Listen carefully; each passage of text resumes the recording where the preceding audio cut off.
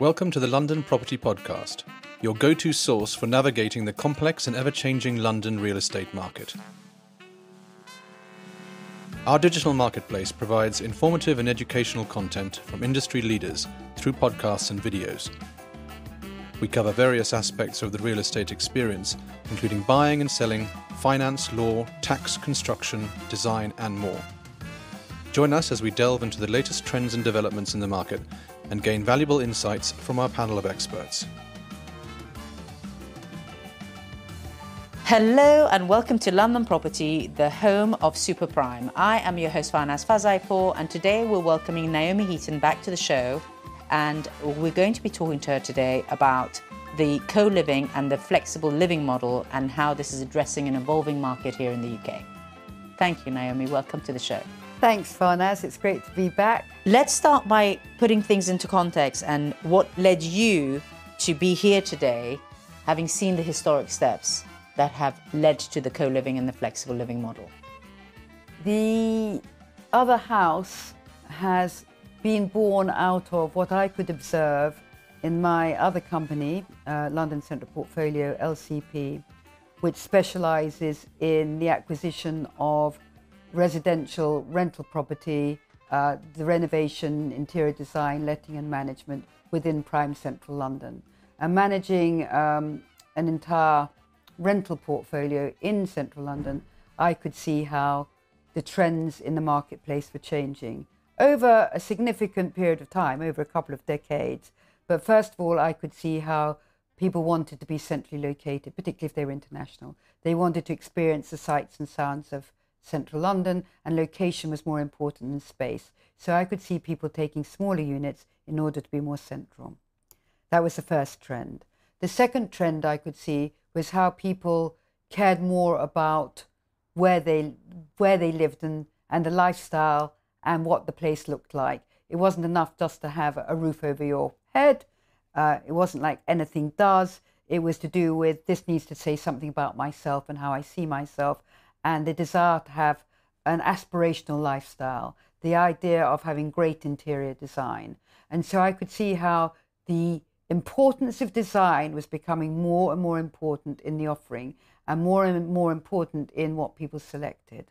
And then over the last decade, I could see how people were more demanding, that they wanted service at the click of the fingers. And that is obviously through the digital age and the fact that people are used to much more immediacy than they were historically. So I could see smaller apartments, better designed, more aspirational and more immediacy of service.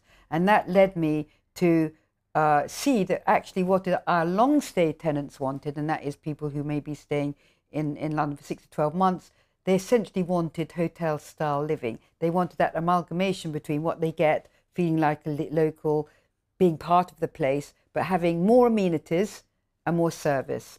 And that was the beginning of the idea. I could then see how people living in hotels, or rather staying in hotels, had lots of service, but they felt like a guest, they felt like a visitor, they didn't really feel part of the environment, and that was unsatisfying for them as well. The people were increasingly looking for experiences, aspiration, service and community, and a buzzy, exciting environment where it's all laid on. And that was the origin of the other house. Now, obviously, whilst I was developing the other house and saying, okay, well, let's fuse it all together and let's create this property where you could stay for a night, you could stay for a week, you could stay for a month or a year, that we're going to create fantastic public areas to bring the locals in, but also create this wonderful private club where you could feel exclusive and where you could entertain or work or chill out. Whilst I was working on that concept, clearly there were other things happening in the marketplace. So we started to see the onset of co-living, and co-living was an extremely innovative concept, but it was a concept that was actually targeting a different kind of market. I see co-living very much for those people who are transitioning from probably being at university or living at home before they go and live independently, and they wanted an environment where being with a lot of other people with a lot of other activities laid on was of primary importance. In fact, their accommodation was probably of lesser importance. And so that co-living, which is probably for the kind of young 20-somethings, was a real trend that one was going to see, and which was really, really innovative. And of course, we were seeing the development of the service department market as well. But the service department market is still actually pretty much in its infancy. The number of rooms sold in central London through service departments rather than through hotels is probably running to about somewhere between 3 and 7%. So it was always a small market, but what the service department market enabled people to do was to stay for longer in a flat. But in a way, service departments are also slightly behind the curve. Just as hotels have been behind the curve in the experiences that they offer their guests, service apartments did become behind the curve simply because they were an apartment, but they didn't really offer much service. They certainly didn't offer much experience. It was a flat that you could take for a shorter period. So that sector has to move forward as well. And so there were all these things happening, all these trends, recognizing that people wanted to live in different kinds of ways, recognizing that what was happening behind the front door was really important, but developing in different ways. And really the other house and this whole fusion of hotel, service department and residential living was and is entirely innovative within the marketplace. And both these models that we're talking about, I mean, yes, service apartments have been around, and as you say, they should really evolve before they die a death from just getting too old. But it's sort of been a market that's established over the last 7 years, would you say? I'd say with the service department market, it's longer than 7 years, considerably longer, but probably people haven't been particularly aware of their existence, and it's been particularly, I mean, it has been a particularly attractive market for people who are being relocated for a short-term project, for people coming over for holidays. It's been a more cost-effective solution than staying in a hotel. But that market has started from kind of zero base and gradually building and become more and more relevant, and particularly over COVID, service departments saw a real solution, exactly. Yeah. Because hotels are closing down. Most of the people that were traveling were people who were staying long term, one way or another, and they did provide a real solution. And I would say that there are a lot of service departments now who are developing other amenities and other facilities, or at least teaming up with restaurants and bars and so forth, because we are talking about a lifestyle era now. And I really feel that COVID in particular made people value the importance of experience, not be in such a rush, be able to actually look around oneself as well as just doing the task in hand. That you're coming for work, okay, we'll tack on some leisure. And that this whole sense of valuing time, valuing experience, certainly now when I go on a trip, and certainly on a holiday trip, the experiences I will be getting will be the most memorable element of it. Whatever those experiences might be. So that's just become more and more important. But also, of course, over the COVID era, tech has become so much more important. Clearly, we have Gen Z, and we have millennials, and for them, tech is part of their lives. But during COVID, tech became more important for an older generation's lives, because that was how we were having to communicate and transact and everything else. And the other house is founded in tech. It's not tech which is thrust in your face and you don't have to use it. For guests who come here, residents who come here, who want the old-fashioned face-to-face hospitality, we're there for them. But for those that actually want to book, check in, access their room with a mobile key, and don't want to talk to anyone, because actually all they want to do is get to their flat because their time's short and they're on business, we have all the tech to enable that. In fact, we have tech which enables people to monitor how much energy we're using, so that if we are over-consuming, they can be part of our journey to become more sustainable and reduce our energy consumption. The tech will enable you to see how busy the gym is before you get down to the gym, so you can manage your life better. You can order your food and drink on it. We're also really tech-based behind the scenes, and I think that's a really important element of what we are. Because you will find that most hospitality businesses are really low tech, and that they're dependent on historic tech solutions and they can't move away from them because their whole juggernaut is based on them. Whereas we were able to build all our behind the scenes systems, of which we have about 41 that no one will see except us, and they all talk to each other, and they all talk to us in terms of our understanding of the consumer, and also feeding the finance and the accounts at the end of the cycle. So tech is fundamental to us, and being able to give people control if they want to be in control. And I think one of the great things about the other house is when you come in, you do feel in control. Whether you're a tech person or whether you're not, you feel it's your own place. You can do what you want, how you want. It's just not stuffy or sterile or formal or people observing you. It's letting you be however you want to be. And experience is really important, great experiences. Now, interiors are so much fundamental to what we're doing. So we can talk about hotels, we can talk about service apartments, we can talk about co-living, but actually what it looks and feels like as opposed to what the service is that you offer is as fundamental as the service. And we have celebrated British maximalism. We are the mouthpiece of British maximalism. It's colourful, it's bold, it's a little bit outrageous, it's contemporary, but it's clubby. And actually, that is as much part of what we are as the services that we're delivering and the ways we're enabling people to live. And that will always be part of, so with the other house, Covent Garden, and hopefully the other house, Belgravia, when we hopefully get our planning consent, we will be creating new environments which are potentially more outlandish, pushing the boundaries even further than South Kensington, but that is also part of us. So actually, it's not just a question of co-living or serviced apartments or flexible living.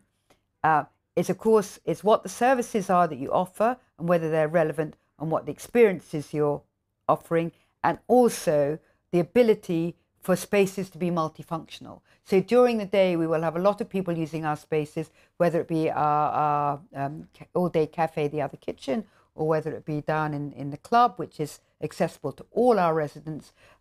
They may be working on their laptop, they may be meeting people for cups of coffee, and then in the evening it morphs into the club environment.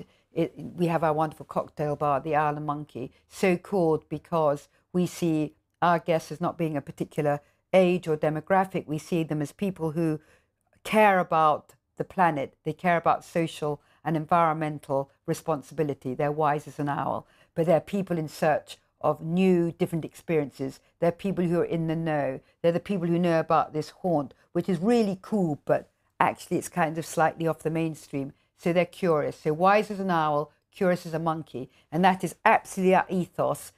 That's our ethos in terms of the other house. It's the ethos of all the people that run the other house, who work at the other house, wise and curious. And all of those things are fundamental to different living models, as fundamental as the model itself. So I always believe that markets find a way, and I think, we're going through a transition in the kind of investment market in London, in the UK, and it's something that's of great importance to a lot of serious investors all over the world. So as an investment model, this sort of co-living, senior living, flexible living is something that is kind of pushing forward and potentially becoming a very valid alternative to the buy-to-let investors.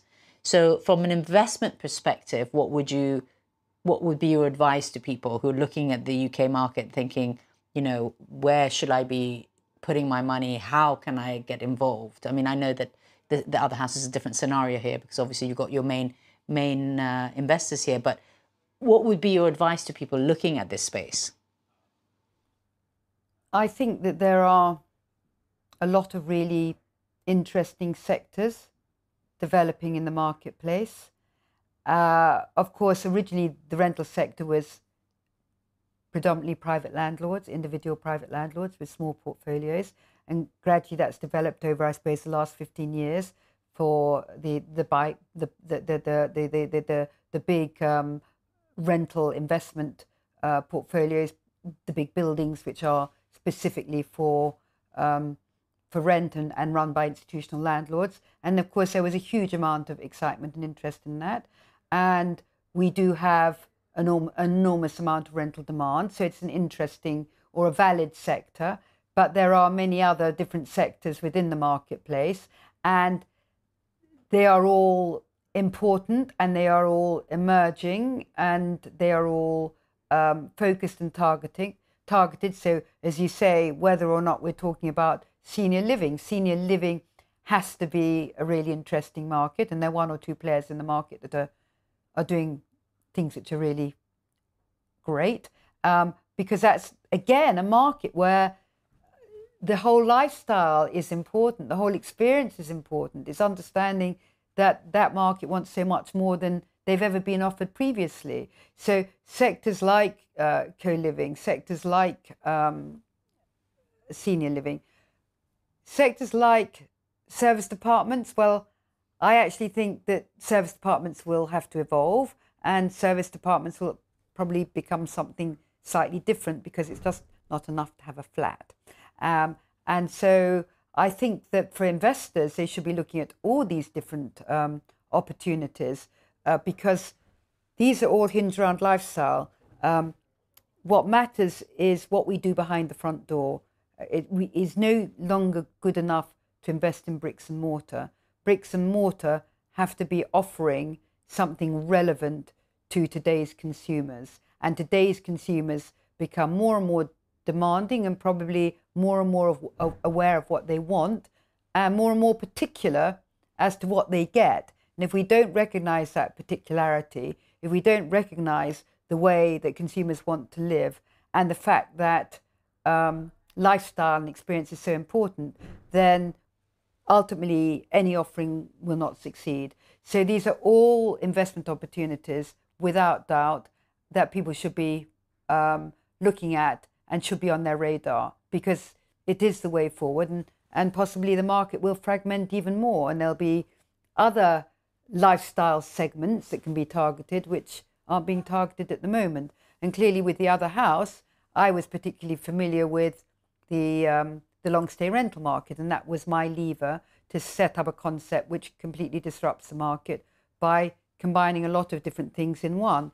But there will be other areas where the accommodation sector can be more relevant to a particular sector. And you have to be targeted. You cannot be all things to all people. I mean, if we look at the retail market, those brands which are old, familiar family names, who are absolutely singularly failing because they are all things to all people and actually doing everything but nothing well. And more we have to understand that the consumer market will become more and more segmented, and we have to target those segments, because if we're too broad, we try and do too many things and please too many people, you end up with no brand definition. So having a history of always being ahead of the curve, I'm going to take away from that you know, the future of this space is very much going to be focused on targeting specific demographics. So, you know, as you say, the co-living is for the 20-year-olds, the senior living is for, and then probably that will get even divided further. Yes. You're single, you're married, you've got kids, you don't. May well be. And whether or not demographics, not necessarily in terms of age, although of course there will be age demographics, and of course there will be offerings which are only relevant to young people, but it's actually recognizing what people's needs are.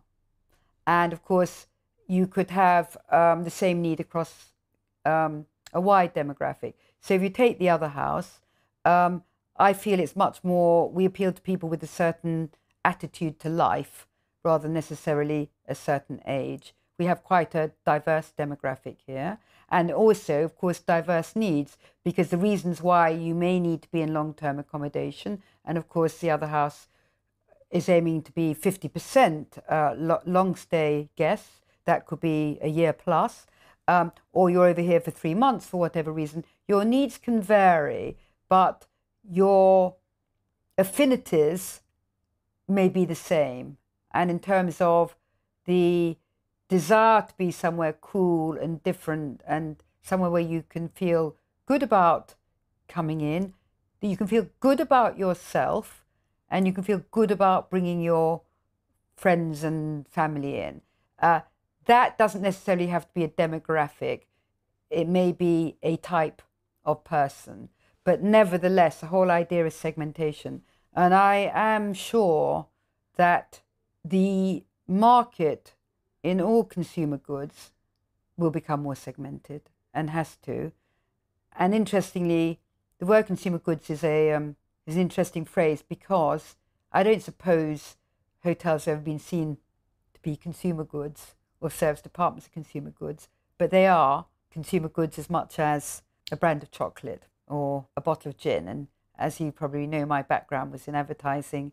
I started out in advertising as a director at Saatchi's. My whole ethos is looking at consumers and what do you say to them to make your brand relevant? How do you attract them? How do you keep those brand values fresh? And when I started up LCP, it was understanding that there were investors out there who couldn't get into the market because they didn't know how to find property, they didn't know how to renovate it, they didn't know how to let it. And LCP was probably the first buy-side agency in the UK, and it did everything for that investor who was probably offshore and hands-off. And that was just observing a need in the marketplace. And then the other house was observing a need in the marketplace and observing how consumer trends change. So we are as much, and I used to work on, the reason why I mentioned things like chocolate and gin is and carefully not mentioning any brands, but I worked on what we call fast moving packaged goods. And that is the ethos that all these different property sectors need to bear in mind. How do we target the consumer? Which consumer? How are we going to be relevant? How are we going to be fresh? So you may end up having people, like-minded people, you know, who are all artists or musicians or techies living in environments that are practical for them from a geographical perspective. It would be perfectly possible. Of course, they might get bored, sick of each other, and maybe an artist might prefer to live with a techie. But the reality is we have to be aware of what happens behind the front door and how people live. Well, thank you very much for sharing your insight with us as usual, and we look forward to welcoming you back to the show again for other topics. I look forward to it, Farnaz. I always do. Thank you very much. Thank you. Thanks for tuning in to our latest episode of the London Property Podcast. Head over to our website where you can browse our exclusive network of top experts driving the market. As a member, you'll have direct access to our experts and their networks. Our award-winning content will help you choose the right professionals for your needs and make informed decisions about your investments. Personal recommendations are a powerful tool in connecting with trusted professionals. Let us introduce you to the right people to help you achieve your real estate goals. Contact us now to learn more about becoming a member and gaining access to these valuable resources, or joining our directory of experts.